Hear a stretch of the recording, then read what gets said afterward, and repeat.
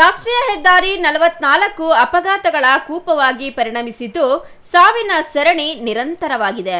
ಇಂದು ಭೀಕರ ಅಪಘಾತ ನಡೆದಿದ್ದು ಬೈಕ್ ಸವಾರರಿಬ್ಬರು ಗಂಭೀರ ಗಾಯಗೊಂಡು ಆಸ್ಪತ್ರೆ ಸೇರಿರುವ ಘಟನೆ ನಡೆದಿದೆ. ಬೊಲೆರೋ ಗೂಡ್ಸ್ ವಾಹನ ಹಿಂಬದಿಯಿಂದ ಬೈಕ್ಗೆ ಡಿಕ್ಕಿ ಹೊಡೆದ ಪರಿಣಾಮ ಅಪಘಾತ ಸಂಭವಿಸಿದ್ದು ಬೈಕ್ನಲ್ಲಿ ತೆರಳುತ್ತಿದ್ದ ಇಬ್ಬರು ತೀವ್ರ ಗಾಯಗೊಂಡು ಆಸ್ಪತ್ರೆ ಸೇರಿದ್ದಾರೆ. ಚಿಕ್ಕಬಳ್ಳಾಪುರ ತಾಲೂಕಿನ ಸಾಮಸೇನಹಳ್ಳಿಯ ನರಸಿಂಹಪ್ಪ ಮತ್ತು ಶೆಟ್ಟಿಗೆರೆ ಗ್ರಾಮದ ರವಿ ಎಂಬುವವರು ಗಾಯಾಳುಗಳಾಗಿದ್ದಾರೆ.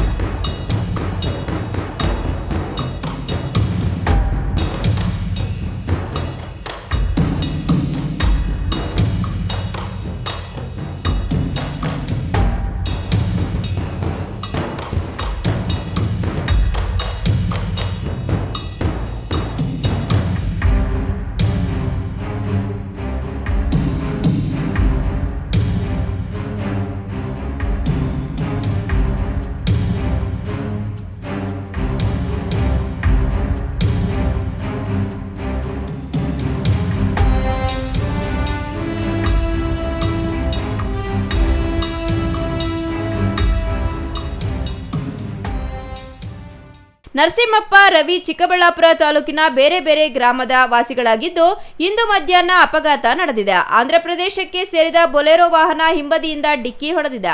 ಕರಬೂಜ ಹಣ್ಣು ತುಂಬಿಕೊಂಡಿದ್ದ ಬೊಲೆರೋ ವಾಹನ ಆಂಧ್ರಪ್ರದೇಶದ ಹನುಮಂತಪುರದಿಂದ ಬೆಂಗಳೂರಿಗೆ ಹೋಗುತ್ತಿದ್ದ ವೇಳೆ ಅಪಘಾತ ನಡೆದಿದೆ. ಗಾಯಾಳುಗಳನ್ನು ಚಿಕ್ಕಬಳ್ಳಾಪುರದ ಖಾಸಗಿ ಆಸ್ಪತ್ರೆಗೆ ದಾಖಲಿಸಲಾಗಿದೆ.